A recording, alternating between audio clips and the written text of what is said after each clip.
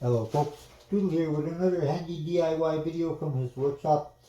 Um, Pardon the noise you might be hearing, my brand new washer dryer set I got last year, but anyway, if you're like me and you don't particularly care for the stock bed clamps that were given to you with the Genmitsu or whatever you have, or you got migraines trying to make your own, well, I found the perfect solution that just might help.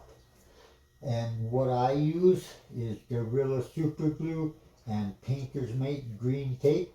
That's all. Before we begin, I have some gobbledygook I must tell you about, and since I can't remember all that I wrote, I thought instead of looking at my silly mug babbling on, that you'd rather look at Lisa's pretty face.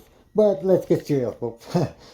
Now, do bear in mind that if you try this, you are trying at your own risk. My lawyer only handles family law, but actually, that's all he does. Better for me. Although this did work for me, testing was controlled, and on one machine, the Genmitsu 3018 Pro, due to differences in makes, models, do-it-yourself specs, and personal preferences, possibly lack of following my directions, etc., I cannot nor will not guarantee that this will work for you. Sorry. Now that we're done with all the important stuff, let's carry on as if things were normal, shall we? Stick around. Pun isn't intended. Now, like I said, um, fastening the material to your bed is rather simple process, really. Basically what you do is you take the opposite side of the material that you are going to be working on, then you tape the bed, then you super glue the taped side of the material, and then you place it on the bed very carefully and let it dry. If after all is said and done, you've done it correctly, you should be able to produce a piece of art similar to this, if not better. This happens to be a pet stone that I lovingly made for my best friend and neighbor, Victoria, and she has two cats, brother cats, Ren and Stimpy. And for those of you that don't know, Ren and Stimpy are cartoon characters. Now, Stimpy still lives, and this is why I made this stone for Ren. And unfortunately, Ren was murdered, rest in peace. So, befittingly, unfortunately, that's why I used Ren's golden quote. So I made one mistake because, well, you know, he ate a poisoned piece of meat he didn't know.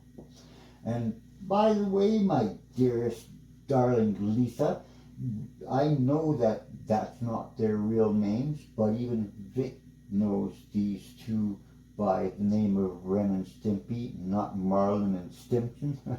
Just saying. And also, she did want a cartoon caricature of a dog on her pet stone, because you just can't have Stimpy without Ren. Come on now. Silly, you're treading your blasphemy here. Now I'm going to demonstrate to you how I fasten my material to my CNC bed. I'm using a scrap piece of material because I'm still learning the curves of tiling and easel. And also, if you didn't already notice, this Canadian wolf is a little off. That's because I accidentally overlapped the forest on the wolf's tail and on a tree on the other side. And that Canadian wolf being off matches this Canadian wolf being off. So, you know, whatever. But this American fox, I want this American fox to be as perfect as that American fox Lisa is. So I am using a scrap piece of vinyl plank that I had left over from my flooring of the house last year. Yes, I actually floored the complete house with vinyl planks, as you can see. And vinyl planks are liquid resistant and they are swift for maintenance. Now, they did cost a little more, but as I told Lisa, I would rather be proud of where I live than live in the what once was filth. And as you can see, this is still a work in progress, but, you know, and that is a motion sensor dimmer switch in case I have to carry heavy objects like soapstone into the room. Then I don't have to worry about trying to hit the light switch and tripping over things. But yeah, this is because I spent a lot of money and a lot of sweat equity prior to even what I'm doing now. I would rather stick around and finish repairing the house because that's the right thing to do, and it shows just how much I really care about the house that I put a lot of money into. But that is not why we were here. I was going to show you how I surface my how I mount my material on my CNC bed. That what I just said will be another video coming up. It's going to be the resurrection of 5 Oak Ridge Drive, which might be real soon. That is going to be on my channel. Stay tuned for that. But anyway, this is the side that I want to engrave, because it's black and it's a thin layer. Underneath it is gray. So I'm going to take this side of it, and I've already taped the bed. So here, what we'll do is we will put some tape on the surface of this, and again, try not to overlap it if you can, because that just makes things a lot easier.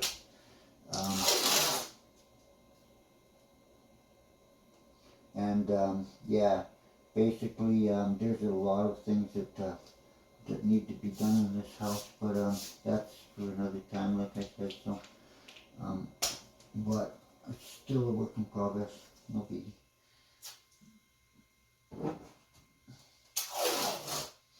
And also, if you want, you can trim the edges of the tape, but it's not necessary so long as it's not overlapping the engraving surface or the bottom, so that it's still flat and level. What I would do in this case, since this is like that, I would just fold it up like that, and my spindle won't have any issues with it. Because, and that's the one thing that I like about this, what I've done, is because there is no clamping hardware, I don't have to worry about my spindle getting in the way and wrecking, you know, my bit and so forth like that. Now you're going to put some glue on the surface. Now this is not a heavy piece, so it doesn't really require a lot, but I would rather put a lot along the edges.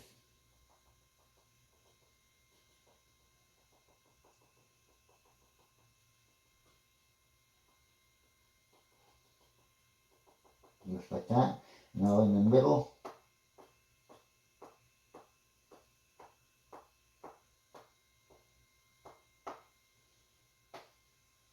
okay, and what you do is you carefully place it on your bed where you need it. I just made this one the same length as my spoiler board, which happens to be 15 inches, and so that will make it a lot easier. Now what you do is you place it on the bed where you need it, and I happen to have my Bible handy, so you put a little bit of weight on it and let it sit.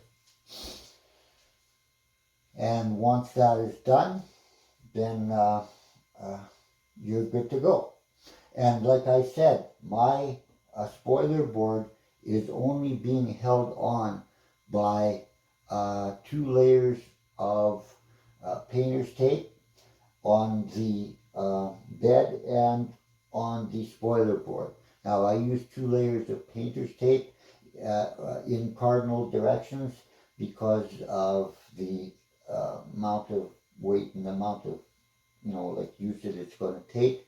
When you do bigger pieces like this, you will want to use at least a couple of layers of tape, because that'll give you not only more adhesion surface area, but it'll give you double the adhesion surface area, and with the heavier pieces with the more glue, that Gorilla Super Glue that I use is, you're not going to have any issues with that slipping off of your bed whatsoever.